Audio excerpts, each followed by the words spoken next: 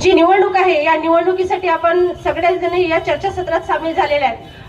ही ताकद फक्त वंचित बहुजन आघाडीच्या कार्यकर्त्यांमध्येच आहे. आसमानी संकट असो की सुलतानी संकट असो, आणि या सगळ्या संकटाला शर्तीने आणि मोठ्या हिमतीने जर कोणी पुढे जात असेल तर फक्त श्रद्धेय बाळासाहेब आंबेडकरांचे हे खांदे कार्यकर्ते आहेत. आणि या कार्यकर्त्याच्या भरोशावर इथं असलेल्या प्रस्थापित लोकांना धडकी भरलेली आहे. ती धडकी त्यांना आपल्याला तशीच शाबूत ठेवायची आहे, कारण येणाऱ्या नगरपंचायतीमध्ये आपल्या 10 प्रभागावरचे जेवढे आपले सदस्य आहे आपल्याला निवडून आणायचे, ताकदीनिशी आणायचे.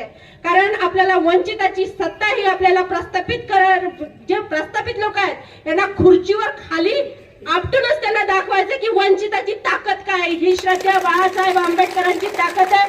म्हणून तुम्हाला विनंती करते की येणाऱ्या नगरपंचायतीमध्ये आपल्या सगळ्यांनी कामाला लागायचं आहे. कोण काय म्हणते, कोण काय नाही म्हणत, आणि आपसातले हे दावे हे सगळे बाजूला ठेवून आदरणीय साहेबांसाठी, आदरणीय सुजातदादासाठी, कारण तुम्हाला माहित आहे की आजची परिस्थिती काय आहे. आदरणीय सुजातदादा आज गेल्या महिनाभरापासून फक्त आपल्या वंचितासाठी रात्रीचा दिवस आणि दिवसाची रात्र करून अगदी पायाला भिंगरी बांधून तुमच्या आमच्यासाठी फिरतायत.